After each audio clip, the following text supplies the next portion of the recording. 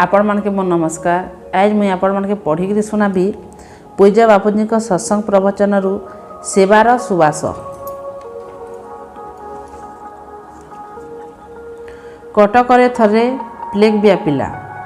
मशा आवर्जना कारण लोके बहुत दुखी थिले। ओडिया बजार रे मध्य प्लेग व्यापी थिला।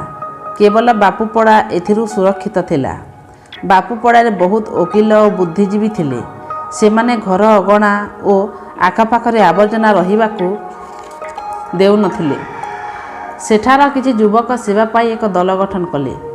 जेउथिरे केही 10 वर्षर थिला तो आउ केही 11 वर्षर, केही 15 वर्षर तो आउ केही 18 वर्षर। जने 12 वर्षर किशोर से दलर मुखिया थिला। ओडिया बजार रे हाईदर अली नाम रे जने कुख्यात गुंडा रहुथिला। बापूपड़ार युवगोष्ठी जितेबेले सेवा करने बजार रे पहुँचिले सेतेबेले हाईदर अली भाविला जे बापूपड़ार वकील माने मते अनेक थर जेल पठाइछन्ति। ये माने बदमाश एमिति सेमिति भावी सेमानंकु तड़ीदेला। किंतु जे दलर मुखिया थिला से फेरिला नाही। हाईदर अलीर पत्नी और तार पुत्र मध्य प्लेगर शिकार होइथिला। से बालक सेमानंकर सेवा करिबारे लागिगला। हाईदर अली बालकर सेवा भाव देखि पचारिला, तुमको भय लागु नाही? मु काहेकि भय करिबि? मु हाईदर अली। मो बापूपड़ार लोकंकु गाली दिए। सेवा मंडलर बालक को तो मु निजर शत्रु भावी तड़ीदेली।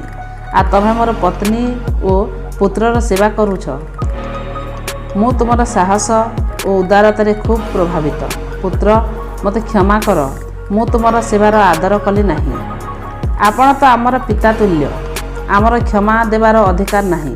आमे तो आपणक ठारु आशीर्वाद नेबा उचित।